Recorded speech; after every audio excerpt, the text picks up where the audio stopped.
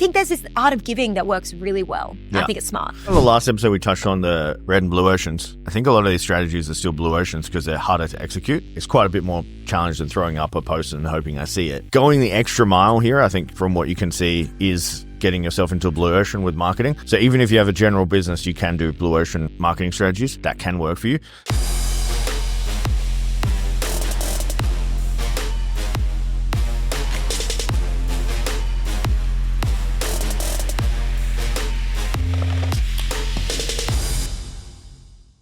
Welcome to the Success School podcast. We're on episode 79. Today we're talking about crazy marketing strategies, drum roll, that actually work. I'm excited for this Steph, episode. how you feeling today? I love this episode. This is a fun one. I love it. I think that because I wrote it. Yeah. Tim has no idea what we're talking about, No as idea. per usual. Steph, I got a question for you. Yes. Am I looking more like an animal? Because I've been eating one like one. This is segue. Good segue. Tell me about it. So I've been doing the carnivore diet. What that is, guys, is you eat only animal products, mainly meat. We've lost some crazy quick weight on this. So protein only, getting like 250 grams of protein, which is great. Not like 250 grams as the weight, actually like grams of protein. And obviously you lose water weight on it because you're not having carbs, which turns to glycogen. I don't want to give you guys a science lecture here, but it's really good for weight loss. And I've lost a couple of kilos in a short amount of time. I'm not itchy. I get the itches, not like the hives itches, just a little bit Like of eczema crabs? itches. Yeah. Yeah, I got the pube itches on the crabbies. But yeah, it's been incredible. And I was just wondering if you noticed in my devilish looks and beast-like I nature. do actually think that I said that you looked like a gorilla this morning. Yeah, you did. so, you were you know. comparing me to our dog. I was. Who's not fat. So I'm doing carnivore. All the carnivores out there, send me a DM on Instagram at RealTimFrey. If you're not a carnivore, get with us. If you're I want to be really vegetarian, clear. He's not like fully carnivore. You are like 90% carnivore. We have been having salad yeah, and fruit. So some vegetable products Yeah. are in there, but zero non-vegetable carbs. yeah. Yeah. If you're vegetarian, get with the program. We're over here doing cool stuff with carnivore. So I'm sure a lot of people are you're gonna hear a lot about this because we have a lot of fitness That's people fine. listening. And we have vegans, we have fitness people, we have people who are just against diets altogether. So change my fucking mind. yeah, guys, Let's go. send him a message. Send me a message. Him a Let's message. do it. Change my fucking mind.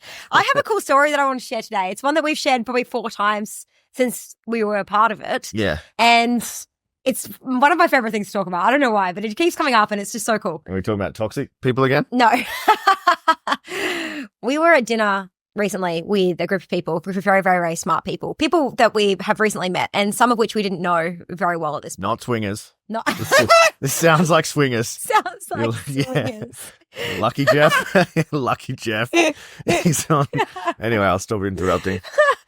Okay, sorry. So we were... We don't do that. Don't message us about it. We Yeah, don't swing. We're not open. Steph's not available. We're not open.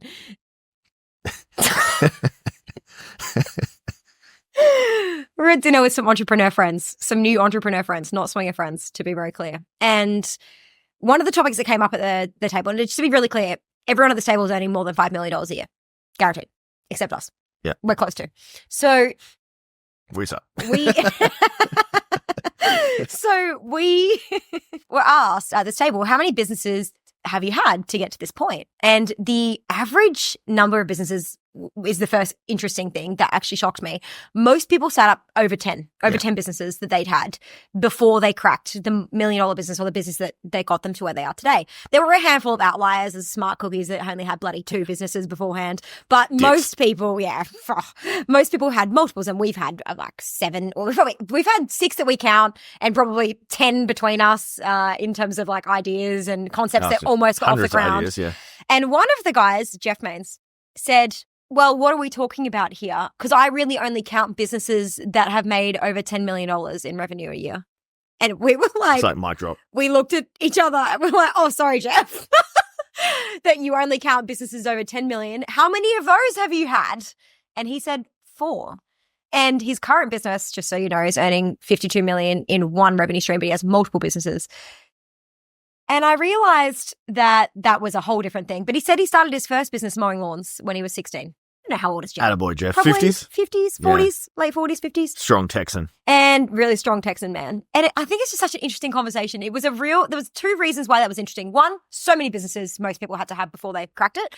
2, $10 million as a base level, it really reframes your thinking into like, wow, okay, people are measuring in those sorts of standards and we are measuring in like, we had a business card, you know? Yeah, we had a business card and a marketing page. That's such an epic story. I got trolled this morning. I haven't told you about this and I want to talk about it before we get on the podcast. This is a great one. Yeah. So the video was about a bad strategy and the strategy was about going viral, trying to make you money. And the guy, and I'm going to do it in what I imagine this guy's voice sounds like, he goes, being a flog is also a bad strategy. That was his comment. Flog. Being a flog is F-L-O-G. also a bad strategy. Okay. I'm like, is that a rip? Yeah. Like, that is the worst banter I've ever heard. So bad. Like, that is terrible. And I screenshotted him and I was like, I'm going to use that later for content, but I just brought him up on Australia's favorite business podcast. Thank you guys for being here. Yeah, being a flog is also a bad strategy. Yeah. What about being a troll? Being a fuckhead is also a bad strategy Damn, for life. Dude, I hate trolls. He man, looked like they're a fucking virgin. I was All like, right. this guy's a virgin. Yeah. Anyway, so let's open up on him. Steph, what are we talking about today? What's his name? No, don't. Okay, so today's topic is crazy marketing strategies that actually work. And some might call this, I think in another term for this is like guerrilla marketing. Animal marketing. Carnivore marketing. Yeah. We love watching businesses do outside of the box marketing strategies. And we wanted to break down kind of 4 or 5, I think we're going to do 5 of the strategies that we've seen, what we love about them and why they work. And so I'm super excited to dive into this today. We're going from 5 to 1. Okay.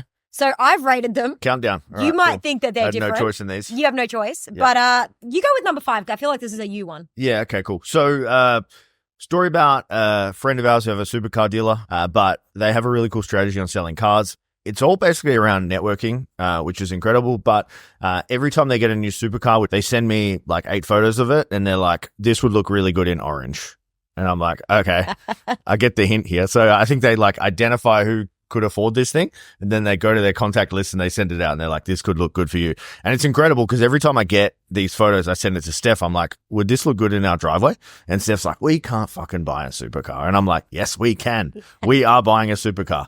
They know that we're in the market and they just keep like hammering us with, oh, this would look good on you. Like, I don't know, what's the other example it's of this? perfect. Like they send cars that they know that we'd like, that are within the price range that we would buy, that they can see us driving, that we've expressed interest in, and it's constant. It's like every few weeks and we've been there multiple times. Like we will eventually buy one from them. And it's genius. Like it's a genius strategy.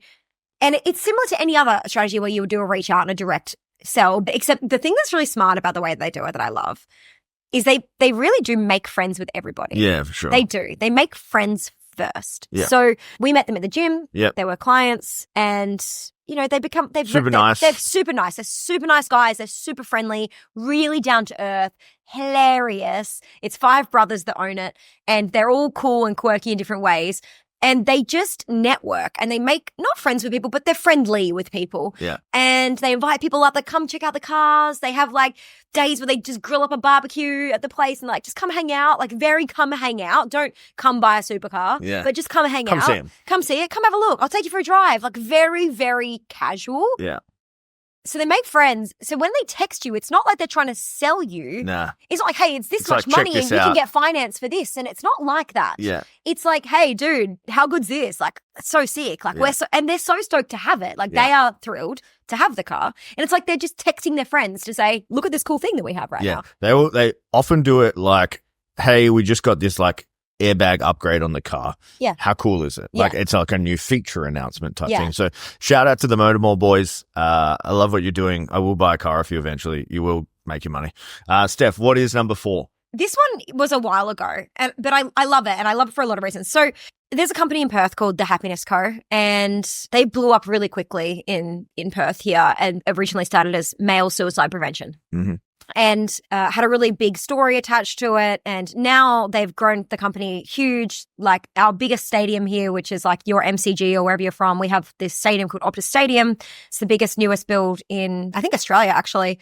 And it's named the Home of Happiness. Like they're co-endorsed. It's huge. Like, and he's grown that really quickly, like 4 or 5 years. It just blew up. Millions and millions of dollars in funding, like all of this stuff, right? And the way that it got started or the way that it really took off, and this is not to say that you shouldn't do all the things because they do now run paid ads and do everything and you should do all these things. But what they did was they had $1,000 They could have run ads, but it probably wouldn't have done very well, especially because they didn't know any strategies around it. Yeah. What they did instead was they went and bought flowers, and they went down to Perth CBD, and they, to 1,000 flowers, they attached little cards, and they walked around with a camera, and they gave flowers out to people. And because they did it, Gave them some happiness. it gave them a moment of happiness. Yeah. I hope this makes you happy today. I hope this makes you happy today. Just gave them out to people all down the street. So, of course, news crews rock up. Of course, everyone's talking about it on social media. It's blowing up, and they've, used this opportunity to get a heap of PR. They've used that PR as an opportunity to open up some corporate conversations of this is what we're doing and blah, blah, blah. And they've used that to, they started getting into parliament. They started getting into like everything. But I loved the outside the box strategy. Like, they could have spent $1,000 on hiring a social media manager to fucking put some posts up on social media for them, which would have gone nowhere. Or they could have put some ads up, but they didn't know how to run them. They just did what they knew best, and that was the art of giving. And I thought that it was a cool. I remember thinking, "Fuck, that's so smart, so smart, such a good strategy at the time." And maybe it would still work now, but it's been done. And I think Mr. Beast started out the same way, just gave money to people. I think there's this art of giving that works really well. Yeah. I think it's smart. I think on the last episode we touched on the red and blue oceans. I think a lot of these strategies are still blue oceans because they're harder to execute. Totally. Like, ads aren't easy, but they're certainly easier than going giving out 1,000 flowers and putting and attaching little cards and like texting me every time you guys get a new supercar is like, it's quite a bit more challenge than throwing up a post and hoping I see it. Yeah. Like, going the extra mile here, I think from what you can see, is getting yourself into a blue ocean with marketing. So even if you have a general business, you can do blue ocean marketing strategies that can work for you. So I love that strategy. I love how they're tying it in with the happiness thing. So giving them a slice of happiness. I love how it's different. And I love the PR angle that you said before. They got PR for doing something. And I think like this is a topic we've touched on, is like PR for those type of things are much better than paid PR because they are for a reason and they feel a lot more genuine. And it was intentional. They wanted PR so that they could say that they've been on Channel 9, so that they could say they've been on Channel 10, so that they could go to corporates and say this is a movement. It was intentional. It was done with intention. We need PR so that we can use those names and we can use this piece of footage to go to big companies and get big funding. Yeah. It was intentional. Yeah. And so it wasn't just, I want to get PR because I have a big ego that I need to feed. It was intentional. And I love it. I don't want to say that you're obsessed, but number 3. Yeah. So we have the Motor Mall driving strategy. So to give you a bit of context here, their main demographic for selling supercars is younger dudes. So like in their 30s. I say younger dudes because I'm a younger dude in my 30s. All the 18-year-olds are like, he's an old dude. Most dudes that buy supercars are old. And like fossils, but they've kind of transitioned it and made it a little bit cooler for younger dudes. So how they do it is they have these massive stickers that they put on their cars, Motor Mall. And what they do in Motor Mall is they do buy, sell, and trade. So they do 3 things. So they're able to capture a market, not just on selling supercars, but they buy them back off people. And then they also do them on consignment. So they take someone's supercar, sell it for them, take a fee, and then they do trades. So they've got a bunch of stuff that they can do that's not just selling supercars. They can also buy them on people, and this is why this works super well. So what they do is they have a supercar cruise, or they go on cruises, they join in other people's cruises, and they go in there with 3, 4, 5, 10 supercars. They all have Motor Mall on them.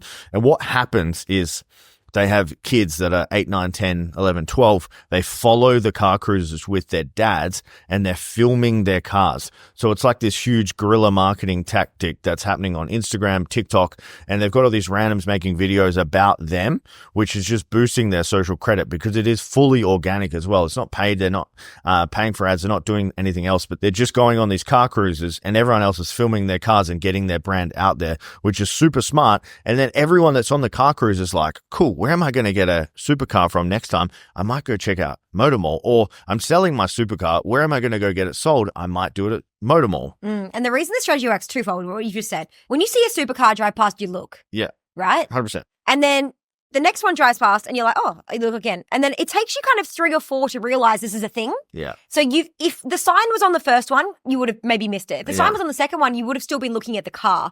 But by the 3rd, 4th, 5th, 6th car that drives past with a massive Motor Mall on the top, you start to be like, what is Motor Mall? Yeah. And so it works because it's abundant. There's a lot of it. It works because they're basically getting free UGC. Yeah. So they're getting these 16-year-olds, these 8-year-olds, these people who want to film all these cars. They're making YouTubes about them. They're making, with all their branding on it, they've created this cult brand that is for mid 30s, 40s dudes that want to buy supercars, that want to sell supercars, that want to test a supercar for 6 months and then sell it back to them. Mm-hmm. They've just got this really cool niche market. Mm-hmm. Motor Mall, I just wanted to just tell you guys a little story about these guys just because I think it's really important for you to know. They started with literally nothing. They started trading Commodores and... Yeah, Holden Commodores, Mitras, Lantas, Evos, like that type of stuff. Normal cars, like everyday vehicles. And in the past... 2 years? 2 years... probably about a year ago, so a year in, they got their first supercar. Yeah, it's like a Lambo or something. A Lambo or something. And now they have lots. 15. They're 20, actually 30. opening up a second dealership. Yeah. They went from having the 5 of them working to now they've got 40 staff members. It's wild how fast this has grown. Not a single paid marketing strategy. Yeah. Barely even a social media strategy, really. It's Yeah. all networks Yeah. and word of mouth. Yeah. But the word of mouth is not hope for word Yeah. of mouth. It is intentional. Again, we're going to drive everywhere. They get the wildest cars, like Yeah, the crazy weirdest, craziest cars, and they put Motor Mall stickers on them and they use them just for promotion. Yeah. Like, it's wild how smart it is. Yeah, it's a different kind of marketing strategy.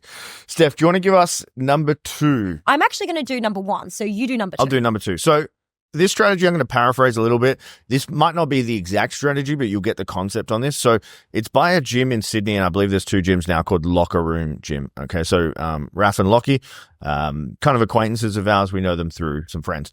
So what they did is they have this gym, and it was about $11,000 for 6 months, so $22,000. They only work with CEOs or C-level executives or like super high-end business people.